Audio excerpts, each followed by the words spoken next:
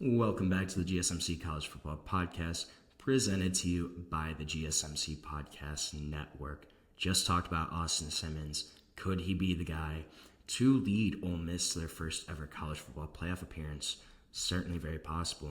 But let's talk about some other teams. Who could make that first appearance this upcoming year in 2025? I think there's a lot of teams that have the potential to do it. One that I'm really looking at is Illinois. Obviously, I talked a little bit about them this week, just with Brett Bielema, how much I like him as a head coach. But look at just its team, too. They returned 18 starters, 18 to 22 guys coming back on that unit from a team that won 10 games last year. So you have a completely, really experienced roster. You only got to replace 4 starters. You bring back all 5 starters on the offensive line. You bring back quarterback Luke Altmaier for a 3rd season starting there. And this is an experienced team. This is a well-coached team. This is a team that really could continue those positive vibes from last season. If you're looking for this year's version of Indiana, it's certainly very possible that it's Illinois. They can be dominant enough against a manageable schedule to earn an at-large bid without having to win the Big Ten. They don't have to play Oregon. They don't have to play Michigan. They don't have to play Penn State. They do have Indiana, and they do have Ohio State, but they get Ohio State at home. And that Indiana matchup, I think, is going to be a good one. That's going to be a great game between two teams that are kind of on that cusp right now. But Illinois, they have a ton of experience coming back. They're a well-coached team. They're a team that can definitely make some noise, and I think their confidence has continued to grow. You beat South Carolina in the Citrus Bowl last year to top off your season. You have had the most string of success that I ever remember in Illinois football history. This is a program that's ready. They've been ascending, and I think they're ready to take that next step. All the kind of pieces are lined up for Illinois to have a great 2025 season. It seems like the stars are kind of aligning for the Illini. That was kind of funny. But Illinois, this is a team that I think is going to be up there. I don't know if they win the Big Ten. I don't think that's something that's possible. But if you maybe only lose 1 or 2 games, maybe you beat Indiana on the road, maybe you lose to Ohio State, but that's your only loss, this is going to be a team that's going to get in the playoff, I think.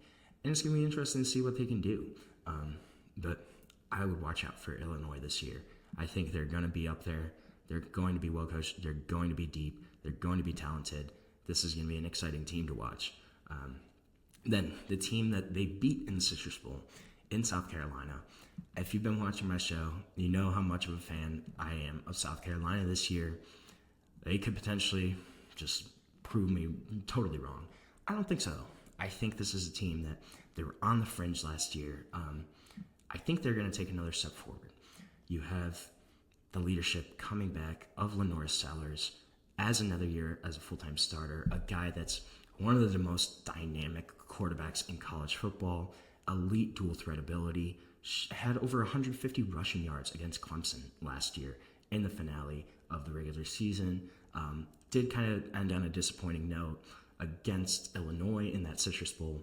However, I don't know if that might have been kind of a letdown from maybe they were still hoping they were getting into the college football playoff. I think that's something that's certainly very possible. You do lose a couple pieces here. You lose Kyle Kennard, you lose Nick Emenwari, but your big guys, LaNorris Sellers is back, Nick Harbor, wide receivers back, 6'5", freakish speed too for that size, a guy that's super high potential.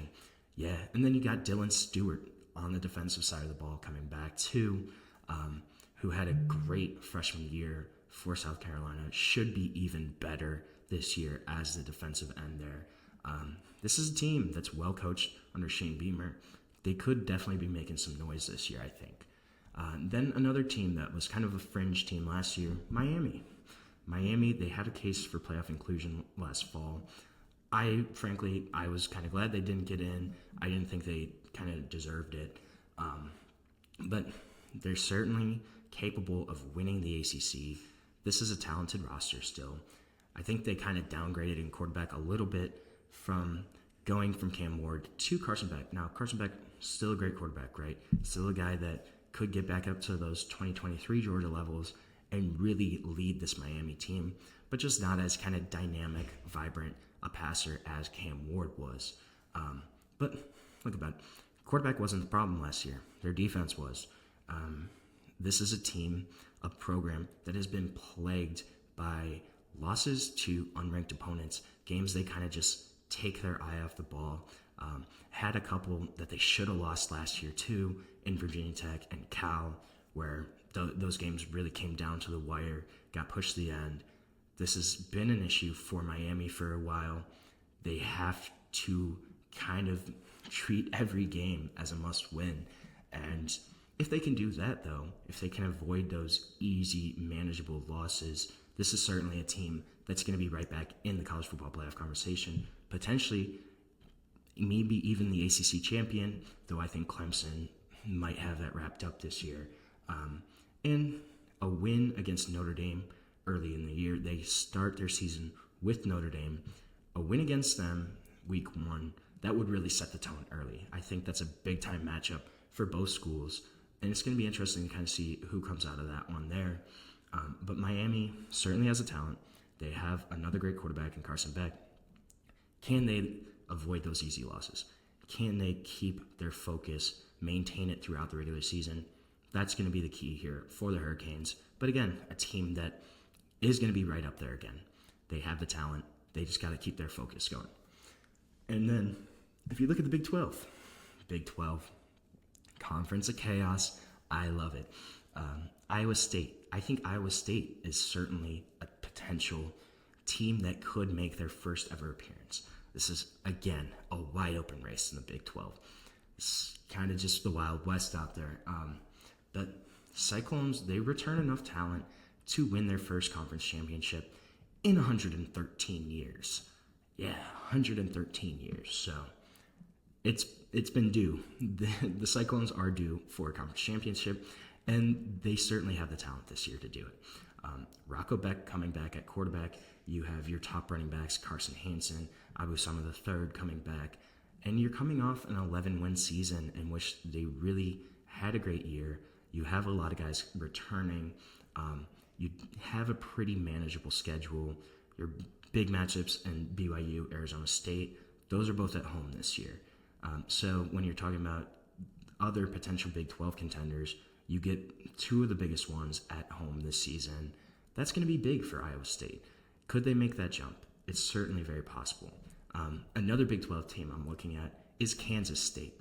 Now, Kansas State and Iowa State actually play this year, open the season in Dublin, Ireland. That's going to be a fun one. I think that's going to kind of show who's going to take the early lead as Big 12 favorites. Will it be Iowa State? Will it be Kansas State? But think about it, Kansas State still, there's a lot of disrespect going towards the Wildcats. Chris Kleeman, head coach there, who came over from North Dakota State, is just a pure winner. Guy that got hired at North Dakota State, just started winning and winning and winning national championships. He comes to Kansas State, comes to Manhattan there, winning. 3 straight years of 9+ wins for the Wildcats. A team that hasn't really dropped off. They're in contention every single year. And you have quarterback Avery Johnson coming back, a guy that's super dynamic, should grow again as in another year as a full-time starter. Racked up 3,300 yards of offense last season, 32 touchdowns, a dual threat guy, but expectations are really high for him this year. He's a guy that's got sleeper Heisman vibes. If he can go to that next level as a quarterback, this is a dangerous Kansas State team. This is well coached, a program that hasn't really had a bad year since Chris Kleeman took over, and they could be even better this year with a dynamic quarterback in Avery Johnson, the best quarterback that they've had there, having another year as a starter. Could they push to that top tier? Could they win the Big 12? It's certainly very possible. Another Big 12 team. See, it's a crazy conference. You never know what's going to happen. Texas Tech. I know I've talked a lot about Texas Tech. People don't realize they are a sleeper for sure this year. Joe McGuire brought in one of the top transfer classes in the country. They reportedly spent over $10 million to bring in 17 players, specifically really bulking up on the trenches of both sides of the ball. Brought in a lot of O linemen, D linemen, trying to fortify, the line, the trenches first, and then build out your team from there. They're also bringing back their quarterback, Baron Morton. And if they can avoid upsets, if they can get a winning record against Arizona State, Kansas State, BYU, they could be a surprise Big 12 college football playoff contender. They have an easier schedule. It's manageable. This is a team that is super talented now, really deep. We don't kind of realize it. The pressure's on for Joe McGuire in Lubbock, but this is a program that could make that next step. Then we'll talk about SEC. Florida. I think Florida, they could potentially really be up there. Again, one of the most difficult schedules in the country. Last year, their 5 losses were to top 25 opponents, pretty much all of them. But they also have one of the best returning quarterbacks in the conference, DJ Lagway, if he's healthy. I think that's a big if right now. Florida's going to go how DJ Lagway goes. That's just how it's going to be. But when he was a starter last year, DJ Lagway went 6-1.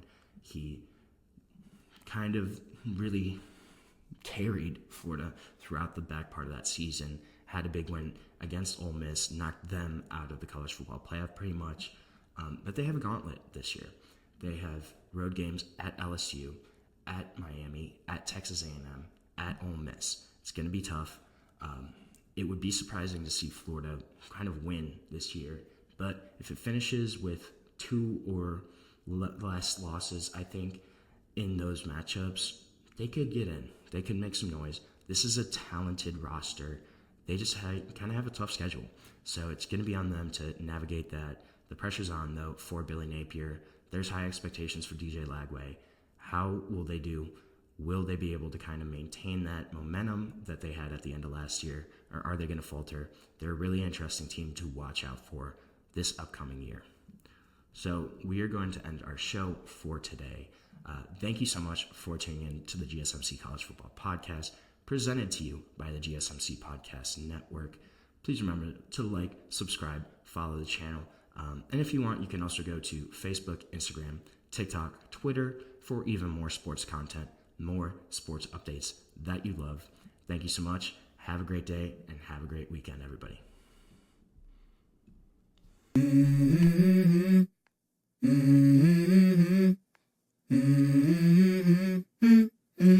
Let's go. I wake up to a little bit of drool on my pillow, feel like it's gonna be a bad day. Yeah, I'm tired of shit, and the coffee ain't hit yet, damn, ain't that great. I don't wanna go to